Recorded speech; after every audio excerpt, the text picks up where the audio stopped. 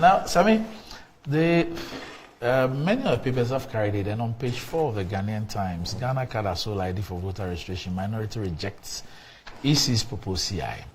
And Julius Yapetechi reports that the minority in parliament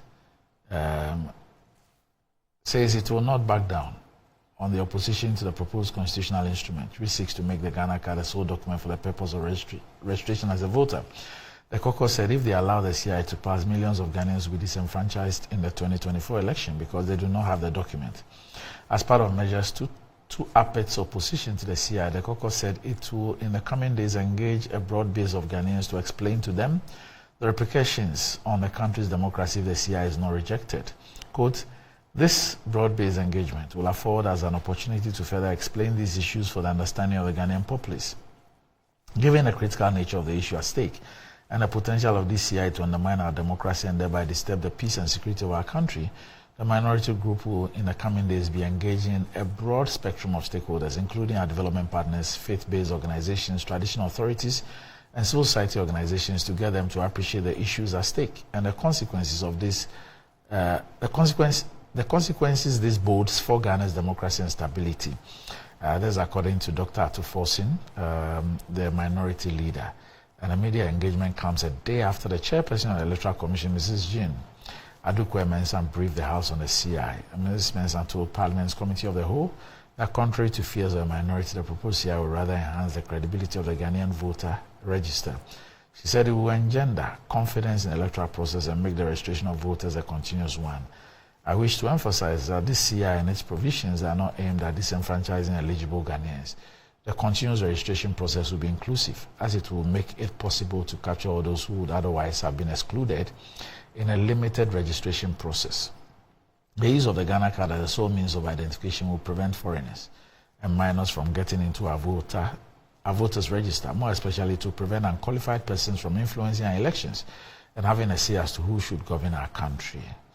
But according to the minority, the proposed CI will restrict the realization of Article 42 of the 92 Constitution, which speaks about every citizen of Ghana of 18 years or above and of sound mind having the right to vote and being entitled to be registered as a voter. Now, Sammy, according to the EC boss, one, this particular CI, and let me quote what she says the continuous registration process will be inclusive, as it will make it possible to capture all those who would otherwise have been excluded in a limited registration process. So what she's saying is that this new CI will provide for continuous registration as against a limited exercise. Then two, the use of the Ghana card as a sole means of identification will prevent foreigners and minors from getting onto our voters register, and will also prevent unqualified persons from influencing our elections and having a say as to who would govern our country. This should be laudable, plausible reasons that a responsible political party should support. Thank you very much, Doc. I have taken my time to study the newly proposed CI that the EC is seeking to lay before Parliament in good detail. I've studied it in very, very good detail. And when I was done with my study, it was very clear to me, Doc, that the real intention behind this CI is to rig the 2024 election and nothing more. That's a this allegation. New CI, Doc, make no mistake about it, don't be deceived. This new CI is the first step in the plot by the Mensah-led Electoral Commission to rig the 2024 elections. It is as simple as that. The issues are not complex to understand at all. And any objective, well-meaning Ghanaian who studies the new CI will come to this inevitable conclusion. I say so because the newly proposed CI seeks to achieve two things. Number one, to suppress and disenfranchise many eligible voters. That is the first thing it seeks to do. And number two, the new CI, the new proposed CI, seeks to enable the rigging of elections through fraudulent registrations that political parties cannot check. These are the two things this newly proposed CI seeks to achieve. You see, Doc, you've just read the claim by the chairperson of the Electoral Commission that the new CI is intended to promote continuous registration. That is the smoke screen they are presenting to the people of this country to deceive them about their real motive for introducing the CI. Because if you go through the new CI, there is nothing, and I'm choosing my words carefully, there is nothing about continuous registration in the newly proposed CI which is not in the existing CI. There is nothing, not a full stop, not a punctuation mark, not a phrase, not a sentence, not a word about continuous registration which is not already contained verbatim in the existing law. Look, what is the existing law on voter registration in Ghana? It is CI 91, passed in 2016. The relevant provision of that CI that provides for continuous for the period of registration. That is how that regulation is titled. Period for registration is Regulation 9 of CI 91. And let me read Regulation 9 to you. This is what it says. Period of registration. 9.1. The Commission shall register voters on a continuous basis. It is there in the existing law, passed in 2016. The Commission shall register voters on a continuous basis. Then 2 says, the Commission shall, in consultation with registered political parties, determine the modalities for the continuous registration of voters. Now 3 says, the Commission may by notice in the Gazette. Now 3 now talks about not continuous registration. It provides for limited registration. So Regulation 9, Sub-Regulation 3 says, the Commission may by notice in the Gazette, A, specify a period during which the registration of voters shall take place, or B, review the original period set aside for registration.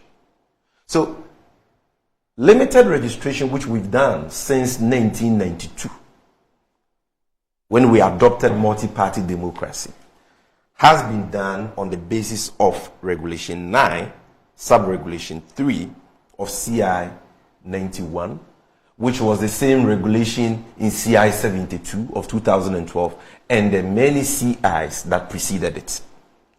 But in terms of continuous registration, the existing law CI 91 is very clear on that. Under sub-regulation, Regulation 9, Sub-Regulation 1 and 2, that the Commission shall register voters on a continuous basis, and that the Commission shall, in consultation with registered political parties, determine the modalities for the continuous registration of voters. Now, Doc, I have here the newly proposed CI of the EC. There is only one provision in this newly proposed CI that talks about continuous registration, and it is Regulation 9. You know what will shock you, Doc? The newly proposed CI and the existing CI are the same. There are only 2 differences which I will discuss in a few minutes. But in fact, the table of contents is the same. The existing CI has 33 regulations. The newly proposed CI has 33 regulations. The title of the regulation and what the regulations talk about are the same. So, for example, if you take the table of contents of the newly proposed CI, Regulation 1 is qualification for registration. It is the same for the existing CI. Regulation 2 in the newly proposed one is registration centers. It is the same in the existing CI. Not a change in spelling or punctuation mark. The same, verbatim. And apart from Regulation 9, there is no other regulation in the newly proposed CI that talks about continuous registration. So let's look at the newly proposed CI. Regulation 9. 1. The Commission shall register voters on a continuous basis. Word for word. 9.2. The Commission shall, in consultation with the registered political parties, determine the modalities for the continuous registration of voters. Word for word. Cut and paste. So, when G. Mensah tells our representatives in Parliament that, you know what, this newly proposed CI is to promote continuous registration. And it is pointed out to him by Dr. Ayine that no, the existing CI already talks and provides for continuous registration. Then she comes back to say, oh no, this newly proposed CI is seeking to mainstream, that was her word, mainstream continuous registration. What is in this newly proposed CI that seeks to mainstream continuous registration but is not in the existing CI? Not a word, not a regulation or a sub-regulation or a punctuation mark or a phrase or a sentence, not a word. So the woman is just lying. And I cannot for the life of me understand why a woman who has been promoted to such a high office, such an important office, very critical to the democracy and stability of this country, will toy with the peace and stability of this country by peddling such falsehood. It is not about continuous registration. You know what it is about? Two things. Only two things, which are in the newly proposed CI, but not in the existing CI. Number one, the existing CI, CI 91, as amended by CI 126. Specifically, Regulation 1.3 provides for identification documents for proof of nationality. Article 42 of the 1992 Constitution says that every Ghanaian of 18 years and above and of a sound mind is entitled to vote and to be registered for purposes of public elections and referenda. Now, we have a law in Ghana, CI 91 as amended by CI 126, which says that to prove that you are a Ghanaian who is entitled to be registered, this is what it says. A person who applies for registration as a voter shall provide as evidence of identification one of the following: a passport, a national identification card issued by the National Identification Authority, or one voter registration identification guarantee form as set out in Form 1 of the schedule that has been completed and signed by 2 registered voters. So this is the existing law. You can use a passport to prove your nationality, or you can use a Ghana card to prove your nationality, or you can use the guarantor form where a voter who is your relative will vouch for you, or 2 persons who are not your relative will vouch for you. Now, in this newly proposed CI, G. Mensah and the EC are saying you cannot use Ghanaian passports as proof of citizenship or nationality. And we will not allow you to use any guarantor form as proof of your nationality. And that the only identification document that will be accepted for proof of nationality is the Ghana card. That is the first thing which is in the newly proposed CI, which is not in the existing CI. And that is why we are saying that this is unlawful. This is evil. This provision doesn't make sense. Because Article 45E of the Constitution says that the Electoral Commission shall undertake programs to expand voter registration. Article 42, I've already told you, says every Ghanaian of 18 years and above and of a sound mind is entitled to be registered as a voter. And so if you are developing guidelines or regulations for voter registration, the regulations must enhance the chance or the opportunity people have to be registered. It cannot be restricting access to registration. It should be expanding access to registration as required by Article 45E. And the Ghana card is not the only card backed by law, identification document backed by law, that can prove nationality.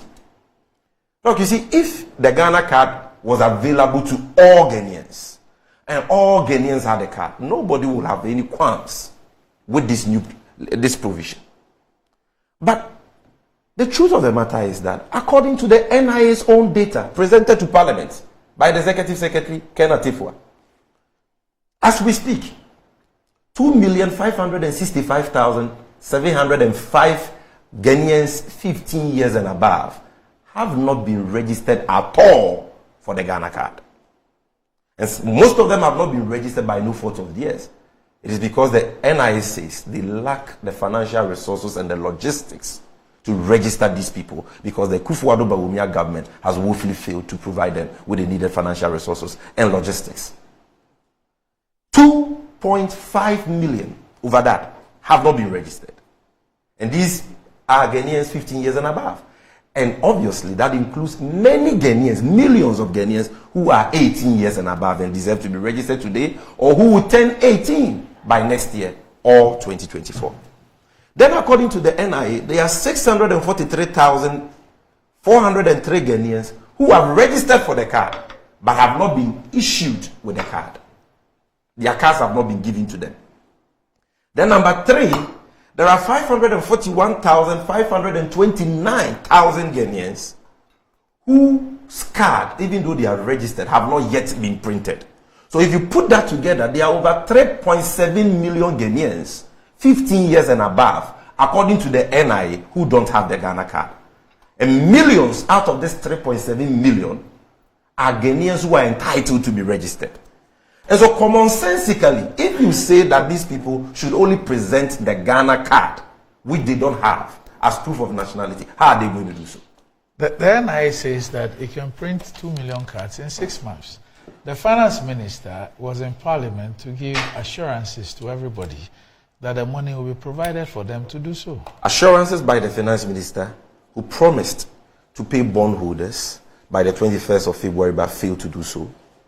The same finance minister who said Ghana will never go to the IMF, but we eventually landed there on a stretcher because he had collapsed the economy. The finance minister who cannot provide furniture for over 2.3 million pupils in our basic schools, who cannot even purchase textbooks. Since the introduction of a new curriculum for basic schools, it's been over 3 years. They can't even provide textbooks. The finance minister who cannot pay NAPCO beneficiaries their arrears, their 9 months arrears. The finance minister who cannot pay the SNET pension deductions of public servants of this country to appropriate agencies and owe SNET over 4.5 billion Ghana cedis. The finance minister who is defaulting on our debt obligations because he has collapsed this economy is giving mere assurances to the NIA, and we are supposed to bank our hopes on that. He mentions a bank. He says there's a bank. What bank? He mentioned another bank, Carlos something. You see, you can even have the money, but technically, having the NIA told us that because of network challenges, there are remote communities in this country where they have not been able to register people on the online server, the online system, and printed and issue them with cards. There are logistical constraints. It's not just about money. There are network constraints and all that. And it is a continuous process. Ken Atifua has said so. It is not a process that has a terminal point. It's a continuous process. And so you cannot bank your hopes on that. Look, the EC says that there is a certain law in Ghana that makes it mandatory for only the Ghana card to be used for purposes of registration. You've heard them say that. They talk about Regulation 7 of the National Identity Register Regulations, LI 211. I read that regulation, but that's not what... I wonder if these people, what do they take us for? Do they take us for some zombies? Do they think we don't read? Doc, what does that LI 211 say? It's so annoying when people try to take you for granted. What does LI 211 Regulation 7 says? It says that a national identity card, Doc, listen to me carefully, a national identity card issued to an individual, underline that, issued to an individual, shall be used for the following transactions where identification is required. Then it comes to say, J, registration of voters. So the key thing here is that it is only when the Ghana card has been issued to an individual that you can mandatorily, compulsorily say that you must use it for a certain service. So if you have not issued a card to over 3.7 million eligible Ghanaians, you cannot compel them to use a card they don't have for voter registration. You are seeking to disenfranchise them. And voter suppression is a means of rigging of elections. Look, what is the sense in excluding the in which country in the world? Tell me which country in the world is the passport of that country not considered as proof of nationality? Show me one country in the world, except G. Mensah's and the Kufuor's Ghana, that a passport which we travel with as the proof of our nationality will be disregarded, treated as nothing. When G. Mensah is traveling, not too long ago, he went to Nigeria. What did she travel on? Ghana card or passport? Obviously her passport. That was the evidence she produced at the airport and to immigration officers as proof of her nationality. And she comes and says that Ghanaians, we cannot use our passports as proof of our nationality. Yet the Ghana card, which she says is now going to be the only card which can prove nationality, can be acquired with the passport. So the passport can give birth to the Ghana card, which she says can give birth to a voter's ID card. Oh, but the passport which gave birth to the Ghana card cannot give birth to a voter's ID. Does this make common sense? The guarantor system we are talking about here, she says, is being abused by minors and foreigners. Really? But the Ghana card you are saying is going to be the only identification document to prove nationality under this newly proposed CI if it is passed. Allows for the guarantor system. Section 8 of Act 950 allows for the guarantor system. The law says your family relative who has a Ghana card can vouch for you that you are a citizen of Ghana and you will be issued a Ghana card. And there are many people who have the Ghana card because people vouch for them. And if you lie to officials of the NIA, you can go to prison for that. The oath you swear is an actionable oath. And it is the same oath we have in CI 91 on the guarantor form provided in CI 91.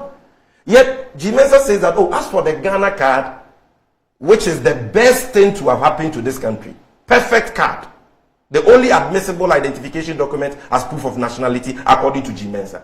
That one, you can get it through a guarantor system.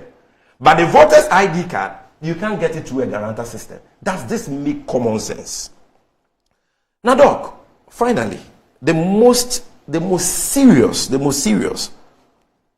of the wicked, evil provisions in this newly proposed CI that we must kick against is the proposal to make district offices of the Electoral Commission the main registration centers in our electoral system. That is the second thing in the newly proposed CI which is not in the existing CI. These two things are the only things.